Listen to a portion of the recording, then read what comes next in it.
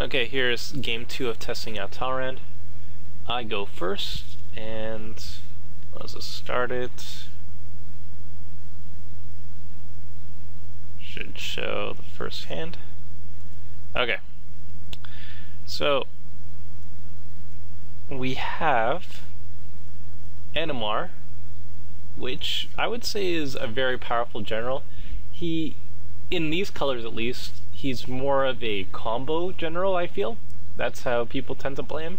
Whereas Maelstrom Wanderer is just a giant Timmy card who just plays giant cards that can't really be effectively countered and beats face with it.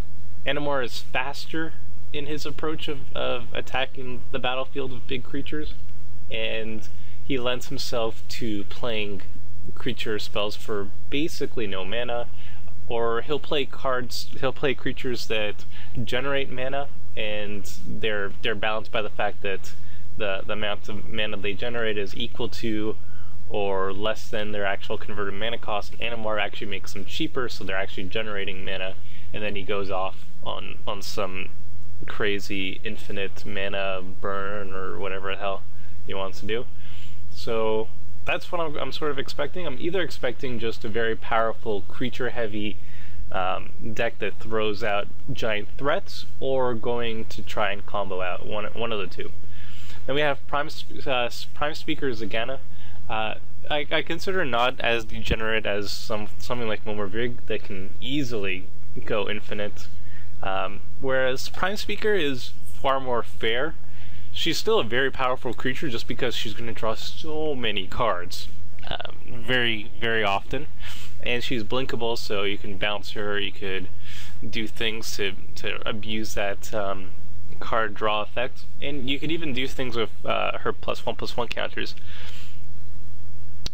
So she's cool. I like seeing her. She's powerful, but at the same time, I don't have to worry about her.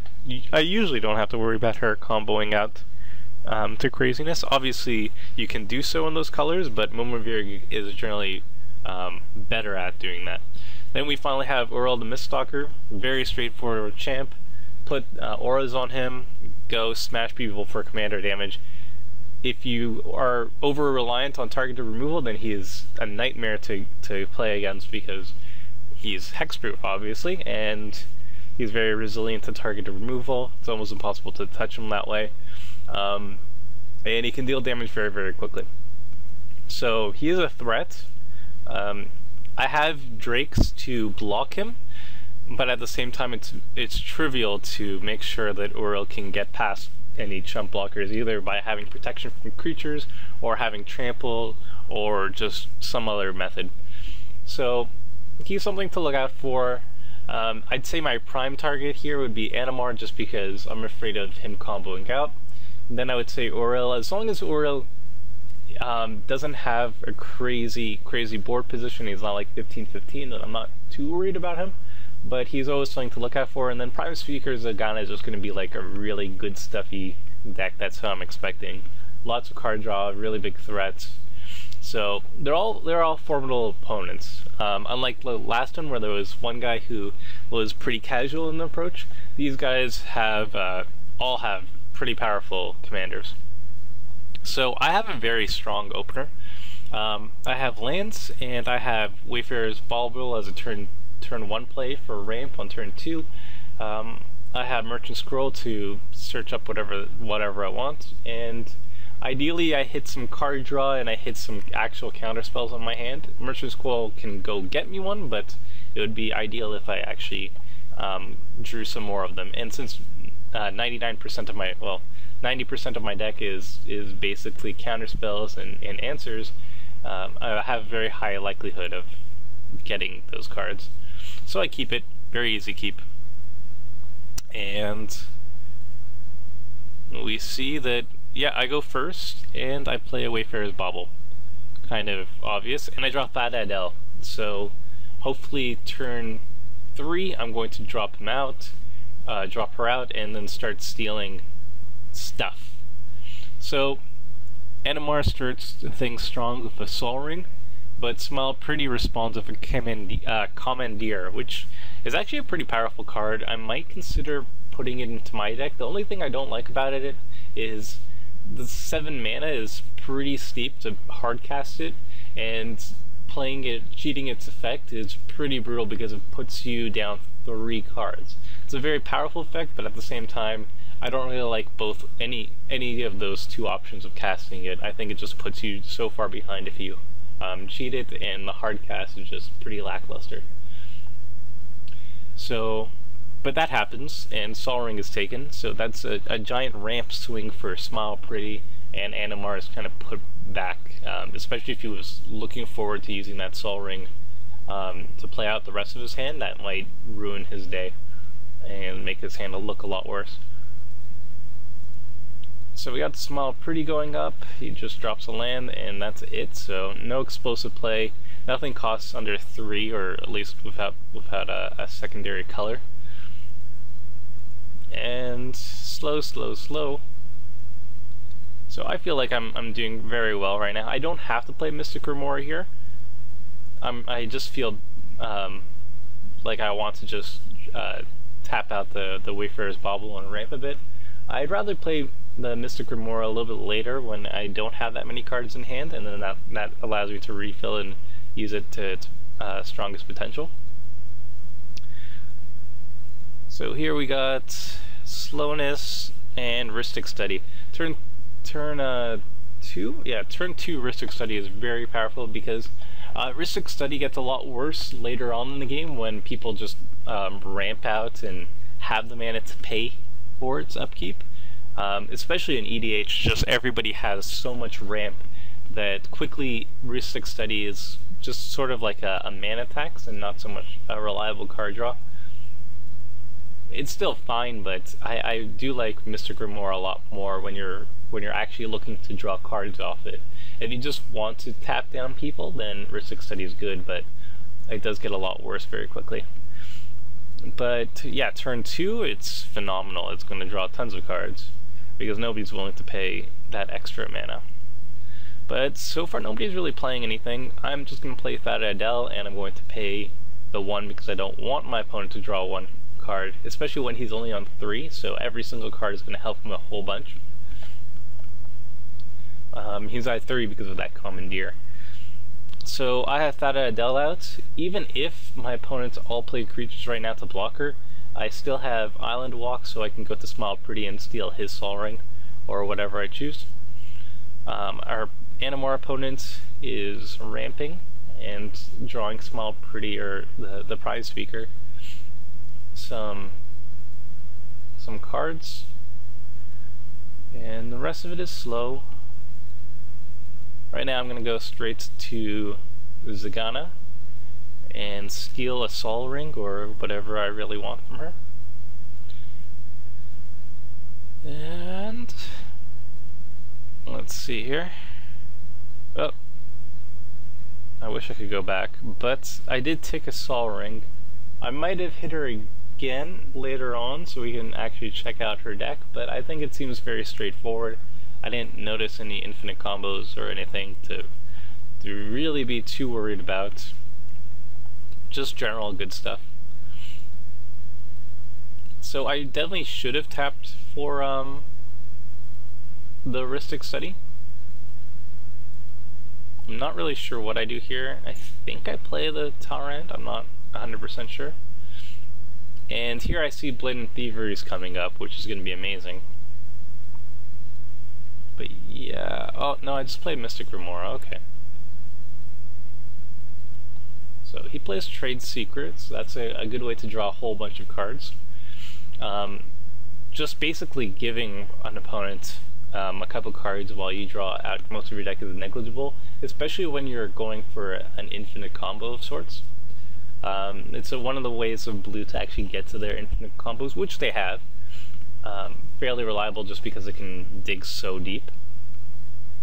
And at the very least it just makes you have a very stacked hand. With blue that's pretty insane. So yeah, Trade Secrets pretty strong. And I don't play Talrand. I don't know why I don't really. I think it's just because I don't have any counter magic to back him up, so I'm kind of afraid that he's going to be killed immediately. So I just played Mystic Remora. I'm only on 4 cards in hand, so I'm going to be drawing stuff, hopefully. And that's not a really big deal.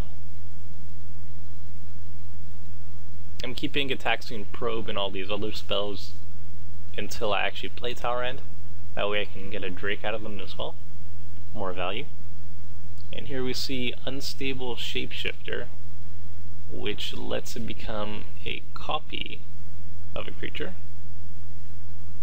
I don't think it can abuse Enter the Battlefield effects, but I guess it can kill legendaries and copy activates and stuff like that. Seems okay. So Animar is not going to really trigger any of my Mystic Remoras because he is such a creature heavy deck, or at least that's how the general wants you to play. But these other 2 people, there's potential for non-creatures for triggers. So we already get 1 trigger, and they're going to do trade secrets with each other. Animar draws immediately 2, and Zagana immediately draws 4. So there's slow ramp here, and keep in mind I have a Blading Thievery coming up, which I think I'm going to be playing, as I have the mana for it on the next turn. So Zagana discards Yiva, which is strong, just giving your creatures flashback or flash, and Constant Miss, which I don't particularly like unless you have like a lot of lands. You don't mind sacrificing them. I think it's like, I don't think fog effects are that powerful, unless maybe like Moment's Peace or something that's repeatable without sacrificing lands. Here I get rid of the Unstable Shapeshifter. I'm not really sure why I do it, but I don't know, I was a little bit afraid of it, I guess. And yeah, I have mana to Blading Thievery and also keep Mystic Remora up, which is going to be pretty lethal coming right up. So I steal the 1 island from Animar. I feel like that could host him a little bit. I steal the Karoo, the Simic Growth Chamber for Zagana, because it's essentially 2 lands in 1, so that puts him very behind. I took that over the Sol Ring because it has the same amount of mana, and I think it could be more brutal against him because now he only has 1 island in play and no green sources. And then I steal the Tri-land from Uriel, so this is basically a huge hoser to all these players. I've mana screwed them heavily, and I've put them behind very heavily. So now I have Thada Adel, and I'm swinging in to Uriel. I'm not really sure why. Oh, because I'm going for a Sol Ring, because I have 1 mana remaining, so I can't really steal any artifacts. I kind of want to just steal a Sol Ring. So we get to see his deck. It's very typical Uriel. I mean, like, there's not 101 ways to build him. There's some new ideas, like, I don't know, Baneslayer Angel as like a backup, I guess. But, you know, typical, put lots of auras, smash with Uriel, win the game. That sort of stuff. And he has a couple artifacts, and I think I just steal the Sol Ring because more mana is always great. Yep. And I play it with my 1 remaining mana. I let Smile Pretty, or Zagana, draw another card. She's at 9, so what's 1 more, really? Especially when she only has 3 mana sources available. She's going to have 4 on her turn, but she's going to have to discard. So I don't feel too bad. Animar had another island, or maybe he drew it, or I don't know. But the mana screw isn't so heavy anymore. And he's also ramping a little bit more, dropping random dudes. This is the type of thing that, like, is scary about Animar. He plays a bunch of these little small dorks that can also be ramping and everything, and it's also making the creatures cheaper and cheaper, and then eventually he just has infinite mana and then he goes and wins the game. But currently I've been holding them back. Smile Pretty only has 4 lands, and let's see what she comes up with. Oracle Modaya is a very good one. With 10 cards in hand, you can bet that there's at least 2 more lands somewhere in there. So it gives a good mana ramp when Zagana really needs it. Okay, I guess there was only 1 land in there. Yeah, that's weird. And Sylvan Primordial disappears, which is always nice. And there's a Time Warp showing up next turn. Not really a big deal. And Uriel doesn't really have anything. I think it's, yeah, 1 more land away from actually playing the general. Otherwise, just hosed. So I'm bouncing, I think, the Oracle. Oh no, I'm playing Talrand, obviously, so I can start making drakes. And Gitaxian Probe. I'm not allowing Zagana to be drawing any more cards. And we see in her hand, Forbid, pretty powerful if you have a lot of mana available or extra cards to discard. She does have extra cards to discard, but she does not have the mana ramp just yet. Awakening is basically Seedborn Muse, except for everybody. So it's not as powerful, but it is also very degenerate, especially when you have counter spells or you have activated abilities you can use every turn. Sylvan Scrying grabs whatever, Regrowth, good. Yeah, just general good stuff. Kind of what I expect. And so now I finally have a counter to protect Talrand with. And I steal Crystal Shard this time. Again, I accidentally skipped on looking at her library, I'm sorry. But I steal Crystal Shard here just because it's a very easy way of controlling the board in case people tap out, and it's also another way of protecting Talrand for cheap. Like whenever somebody tries to kill Talrand, I just bounce him back to my hand. So I steal that over, I think, a Solemn Simulacrum. And now I have 3 lands that I'm keeping up just for Sage's Dousing on anything that's a little bit scary. Animar is not too scary because this late in the game, is not that bad. If he came on turn 3, then he might have been something to deal with, but right now you need to actually play more creatures for him to really be scary. And he's starting to do so.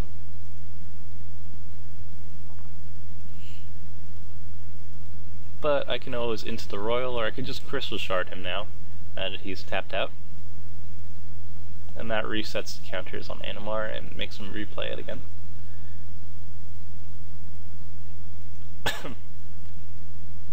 And the Frog Lizard is actually going to Zagana, not me. If he went to me, I could potentially just chump block, but honestly, 3 damage is very minor. That's why I like Rapid Hybridization Pungify so much, because a 3/3 in this format just doesn't cut it. So having a creature removal on 1 mana in blue of all things is pretty broken. And it makes a Drake. Awesome.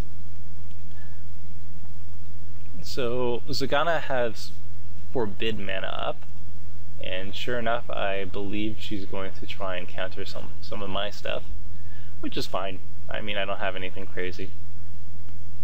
So Uriel the Miststalker comes out, and since he's kind of hard to deal with, he's the only person that I can't really bounce or do anything with once he actually shows up on the board.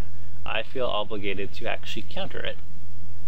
And when I counter it, it replaces itself because Sage's Dousing says if you control a wizard, you draw a card, and Talrand is my wizard legendary. So I counter Uriel, making a Drake, letting Zagana draw yet another card,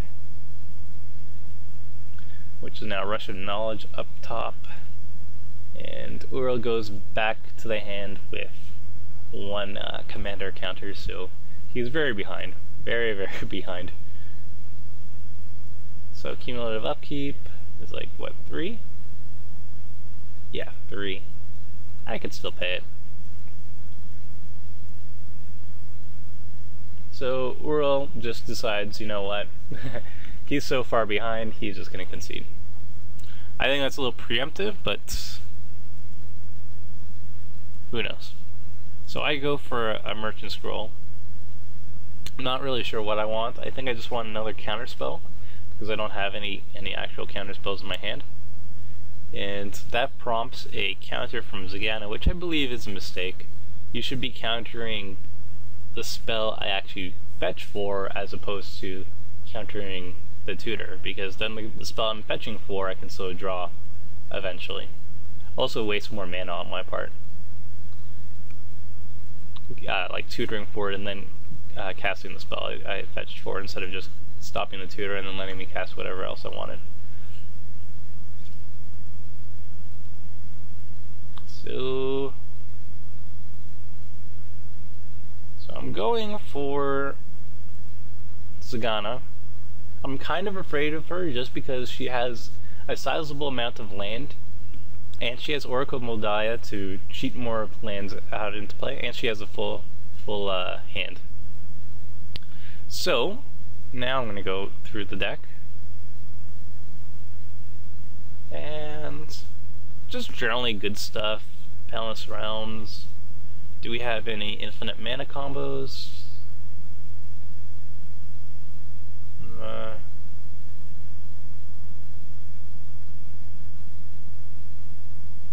None that I can see, but like something like Jin Cataxius,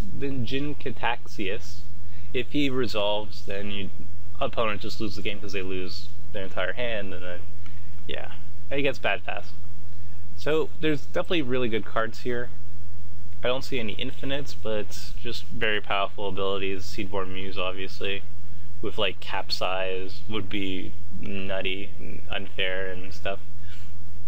But here we just have Duplicates, Mana Crypt, Sensei's Divining Top. I'm just going to take the Solemn, because more ramp is fine. And boop, there's an island on top. So I'm playing the Solemn. And I do not have any counters in hand, so I'm just gonna tap out. I don't really want to bluff, and I bounce the Animar just to put our Animar player further behind. As that deck, like most decks in EDH, is very reliant on the commander to actually go nutty.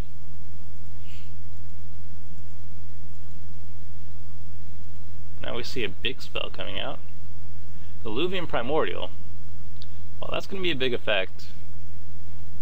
There's going to be a Blatant Thievery on my end, and like not that much here.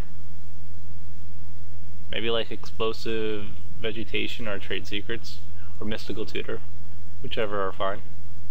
Plus a 5/5 flyer in play. So yep, he steals Blatant Thievery. So now he's going to take the Rustic Study, and he's going to take the Simic Growth Chamber, so he actually wants some ramp. I would have stolen Talrand. I mean, I could have bounced him back to my hand, but stealing Talrand for me is actually very powerful. It definitely stops my token generation and stops my win condition.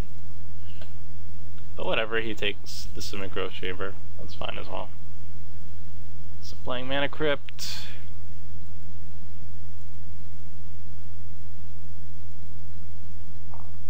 I draw more cards.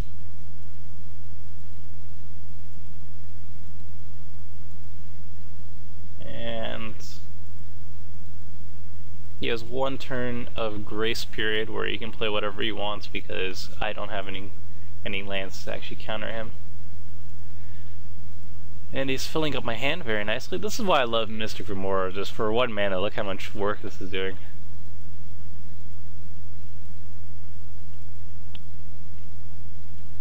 So now all his permanents have Flash, and Awakening is Seedborn Muse for everybody.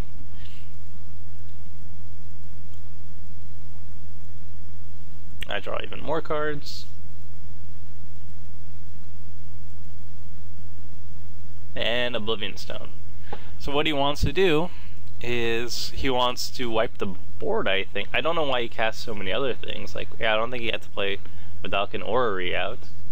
but I feel like he just wants to wipe the board. That would be marginally helpful. I think I would still be ahead in the game, but it would put me back a little bit. It also put back Sagana a bit, and Animar I don't think would mind at all. But we'll see. So before this can actually trigger, I'm going to get rid of the Oblivion Stone by bouncing it.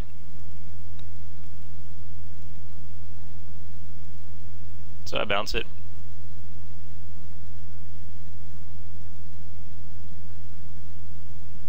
And I don't really care to pay for the card because I feel like I have so many counters in my hand that I don't really care if the opponent is actually drawing. I'd rather just keep all my mana available to me.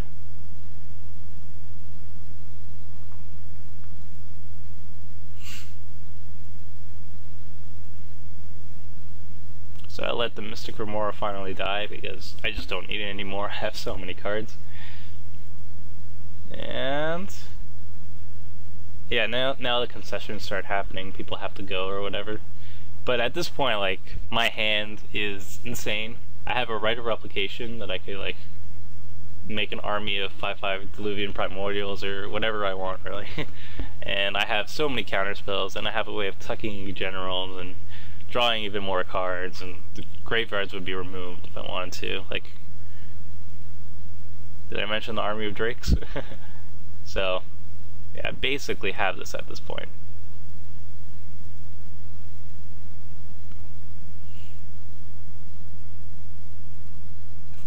So with Sagana saying that she has to leave, I'm just hitting the Animar. And, you know, regular good stuff Animar, lots of creatures.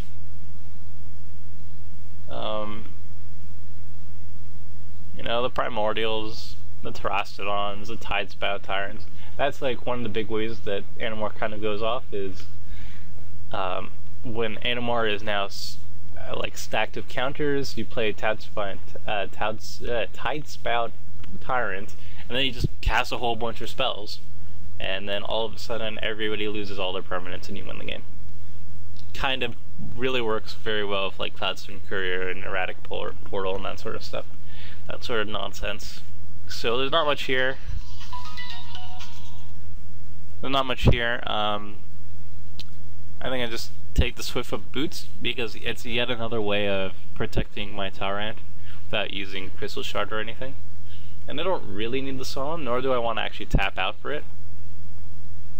So we lose Sagana, which means I lose a Solemn, and I also lose a Sol Ring. And the Crystal Shard, apparently, so it's a good thing that I stole the Solemn Boots right there. The Swiftfoot Boots. Wow, I'm getting all jumbled up. So, yeah, I'm in a commanding position. Animar has, you know, 10 cards, but we'll see what happens. I let the Morph thing resolve because, well, I only really have... I probably should have just countered it. I mean, I would have Dissipate and Condescend up, and the next turn I was going to make like a whole bunch of Diluvian Primordials. But obviously this one I'm going to be countering. So I get rid of it with Dissipate.